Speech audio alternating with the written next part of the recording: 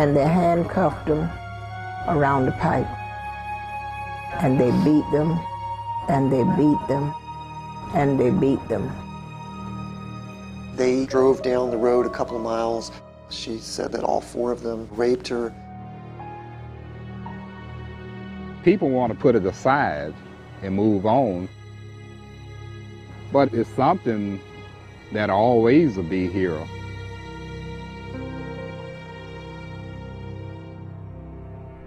It told the story about the quest for freedom in America.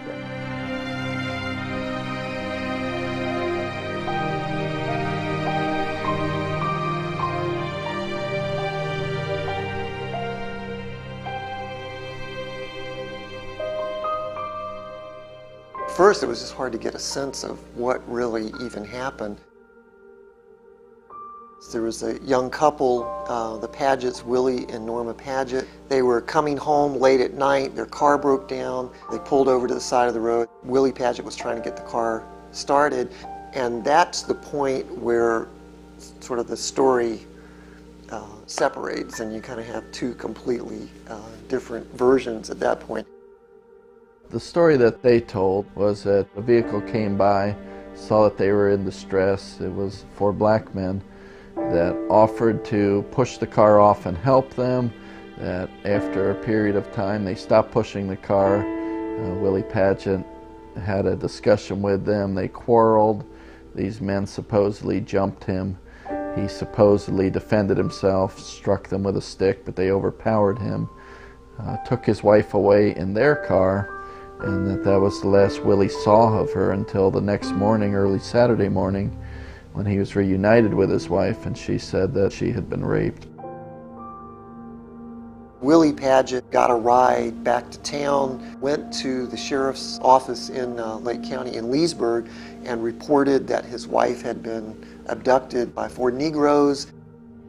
Willis McCall, who was the sheriff of Lake County, actually wasn't in town at the time, but his chief deputy launched this search for the men that Willie Paget said he was looking for.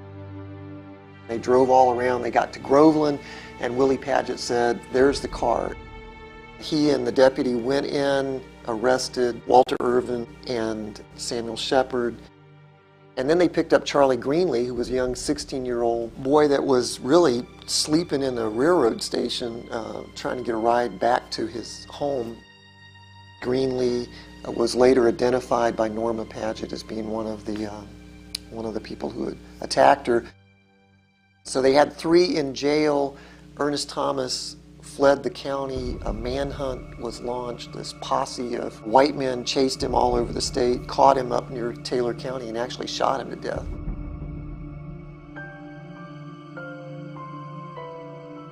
It's a point of some controversy whether Norma, in fact, had made up a story that she had been raped. It's pretty easy to believe Charles Greenlee when he says he didn't know Sammy Shepard and Walter Irvin, because he wasn't with them that night. We know that. He spent the night at this railroad depot. Walter and Sammy always contended that they had been together that night, that they had taken Sammy's brother James' car to Orlando. Thomas was out partying around Groveland with his friends. They were not together. They were in 3 different places in the wee hours of that Saturday morning.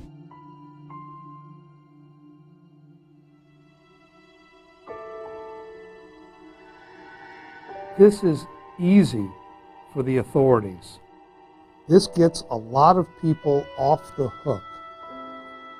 Norma Paget's husband was known to have been fairly brutal with his wife. They had broken up at one point, and her father had told him, "I don't want you causing any more trouble for my daughter." And apparently, he had done something to her that night, and they may have been concerned that her father was going to take action against him and may have needed to come up with a story to explain what they were doing.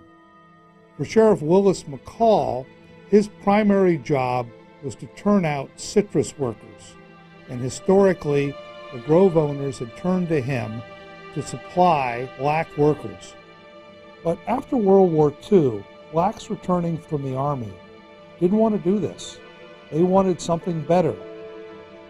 And so by bringing these people to justice, he's able to solve several problems that he is facing. He is going to show two of the blacks who have been known to not want to work in the fields and to want no part of the citrus industry. He's going to show them, you better do it my way. They all seem to have been brought together because of this crime. Just happenstance, really. What happened after the initial 3 defendants were arrested was riots broke out.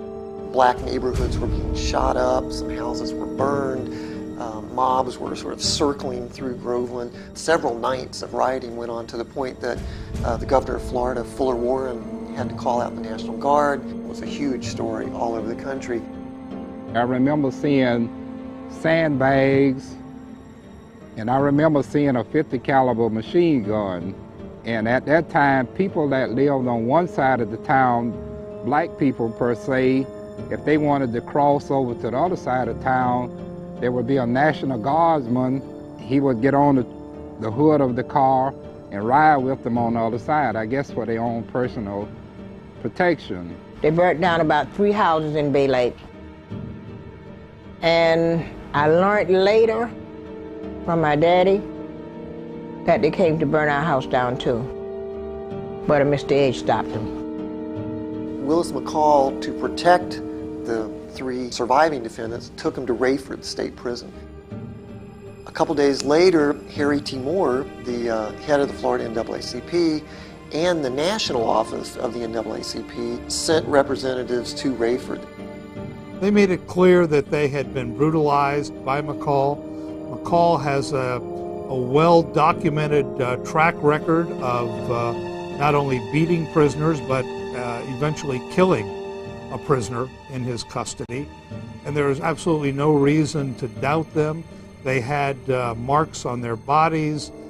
They had cut marks on their feet from glass. It is clear that they were brutalized by McCall or his deputies while they were in custody as he tried to get a confession from them. So Harry T. Moore and the national NAACP immediately began charging McCall with brutality and with violating their constitutional rights, and ended up really representing the Groveland defendants as the trial came up.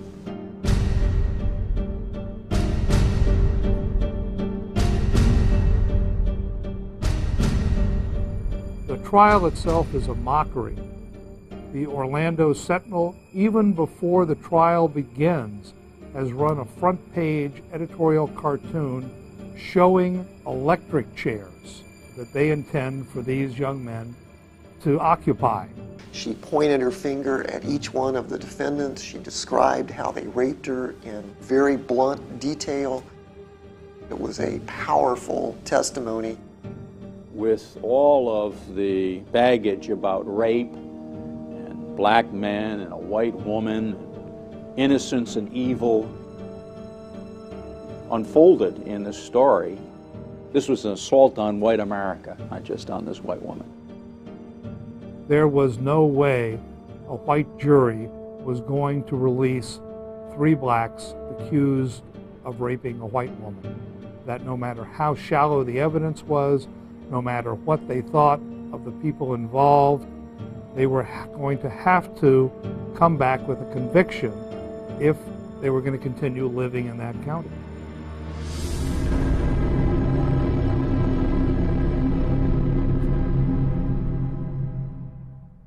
The court rules they have to have a new trial. A hearing was coming up on November 7th in Tavares at the Lake County Courthouse, a pretrial hearing. Willis McCall has to go to Rayford to pick up Irvin and Shepard and bring them back to Lake County, which he'd done several times before. McCall's story is he's in the car with Irvin and Shepard, who are sitting in the front seat beside him, handcuffed together.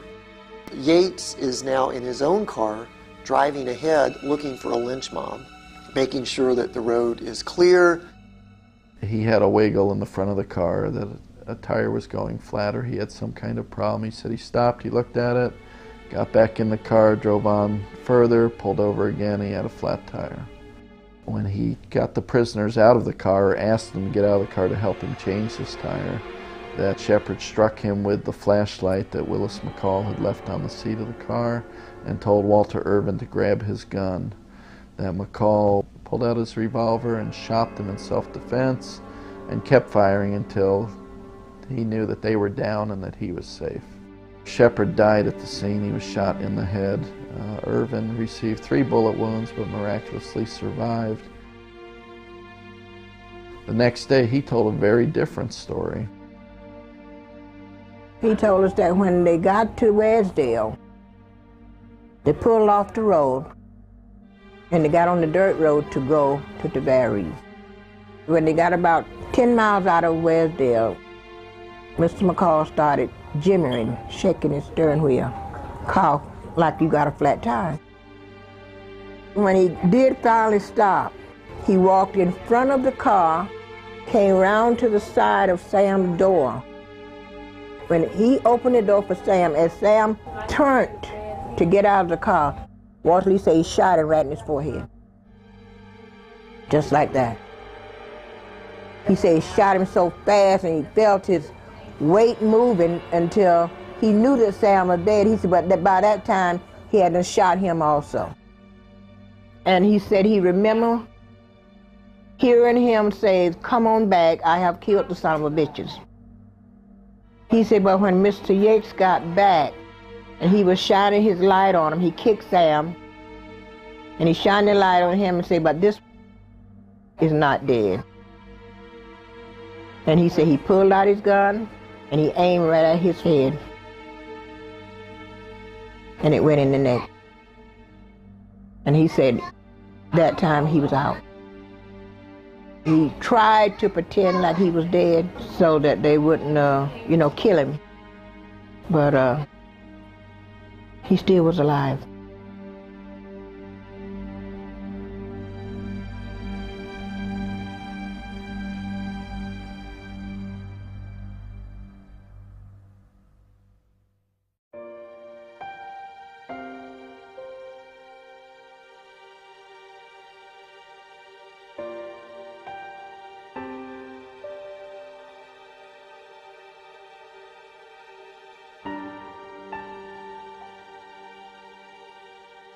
It was such a polarizing event, and both sides sort of had pretty extreme positions on it. I mean, the white press in Florida portrayed it as a rape case.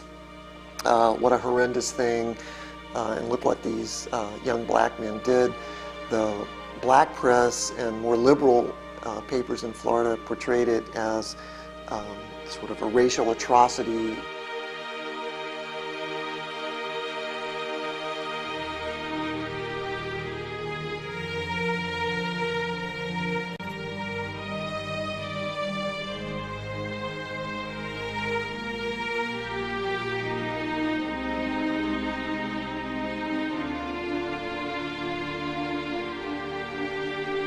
Growing up in a segregated society, it was just a way of life.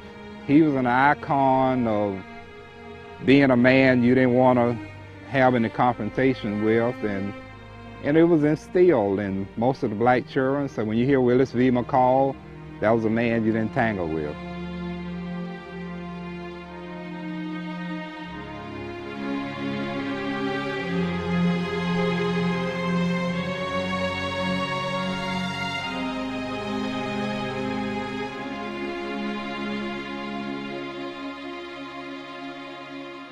We're fully capable of doing these things again, quite frankly. And we didn't know that about ourselves. And only when we know that about ourselves, I think, are we equipped then to deal with it.